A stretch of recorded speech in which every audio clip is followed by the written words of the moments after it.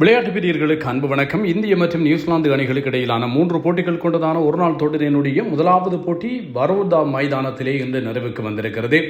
இந்திய அணி இந்த போட்டியில் 4 விக்கெட்டுகளால் வெற்றி பெற்றிருக்கிறது. 300 ஓட்டங்களை நியூசிலாந்து குவித்தது. முதலில் துடுப்படுத்தாடி இந்தியா 306 ஓட்டங்களை பெற்றது. 6 விக்கெட்டுகள் இழக்கப்பட்ட நிலையில் மிகச்சிறப்பான முறையில் இன்று இந்தியா இந்த போட்டியை தனதாக்கி இருக்கிறது என்பதும் ஞாபகப்படுத்தத்தக்கது.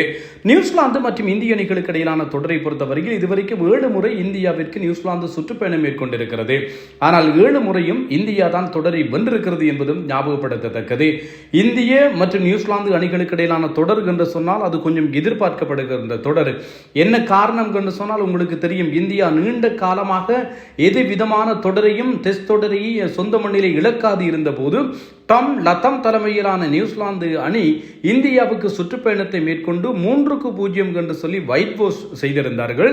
இப்படி நியூசிலாந்துக்கு எதிராக இந்தியா தீர்க்க வேண்டிய கணக்குகள் ஏராளம் இருக்க இந்த போட்டி இன்று ஆரம்பமாகி இருக்கிறது. இதிலே விராட் கோலி மிகச்சிறப்பாக 93 ஓட்டங்களை பெற்றுக் கொண்டார்.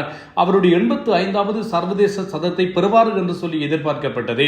இதே போன்று ஒருநாள் போட்டிகளிலே 54வது சதம் பெறப்படும் என்று எதிர்பார்க்கப்பட்டது.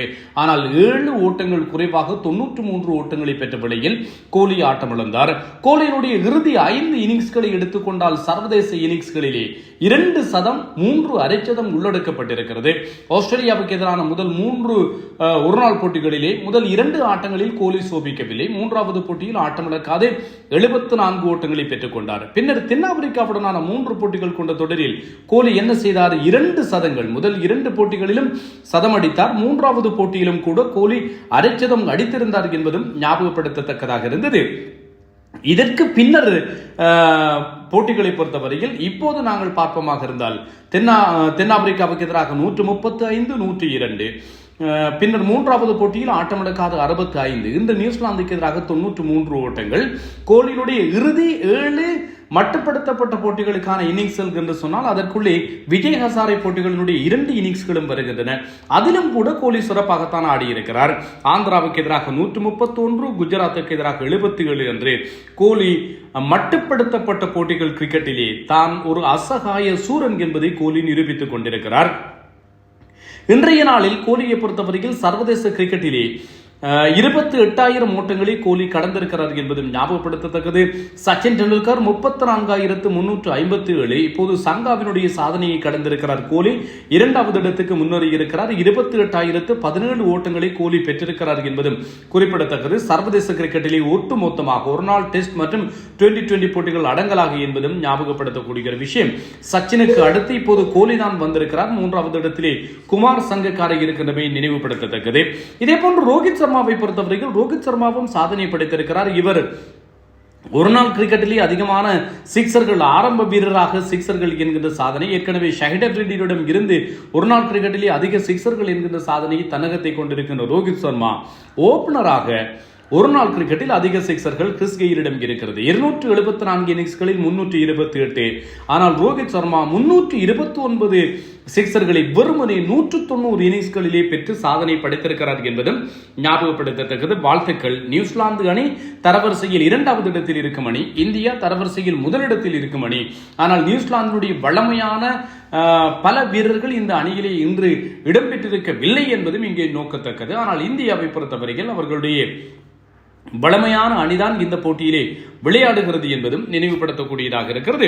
வாழ்த்துக்களை சொல்லிக் கொள்ளலாம். இந்தியாவினுடைய நட்சத்திர நாயகர்கள் விராட் கோலி மற்றும் ரோஹித் சர்மா இருவருக்கும் பரோடா கிரிக்கெட் சங்கம் இன்று கௌரவிப்பு நிகழ்வு ஒன்றையும் அங்கே நிகழ்த்தி இருந்தது என்பதும் ஞாபகப்படுத்தத்தக்கது.